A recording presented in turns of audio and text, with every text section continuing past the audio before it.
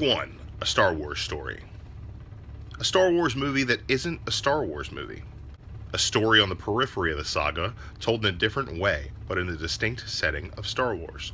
The story of the Rebel Alliance's mission to retrieve the Death Star plans is far more than that.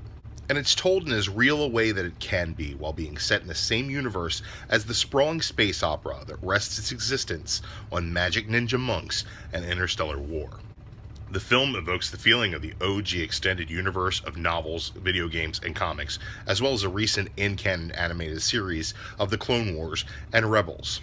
But connections to the cartoon aside, there are scenes of brutally violent action and stakes that are real in place of the swashbuckling fun that the Star Wars brand is known for. The serious tone does give great opportunities for comedic relief though, as Alan Tudyk as K2SO had me laughing out loud. K2 is as sarcastic as 3PO is high-strung, and his well-timed and well-placed quips brought some levity to the fairly heavy plot. The majority of the other characters are underdeveloped in one note, but this is Jyn Erso's story, and Felicity Jones was perfectly cast in the role. The character is emotionally engaging from her first appearance as a child, and throughout her hero's journey, which is wrought with real adversity.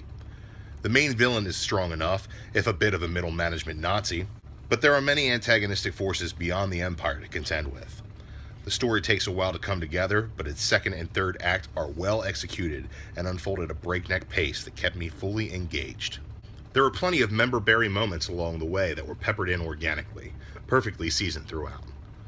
Bold, brand new settings littered with old stuff being presented in new ways. Great cameos and Easter eggs that don't interfere with the narrative, and a Darth Vader appearance that is worth the price of admission alone.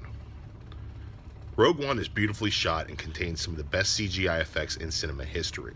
The CGI humans are fantastic and come as close to avoiding the uncanny valley as I've ever seen. There were also a great deal of practical effects used, and they blended the two masterfully, bringing together a fully realized and believable world.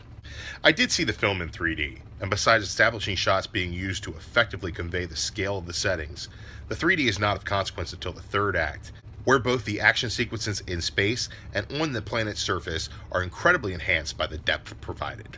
This movie isn't without its flaws.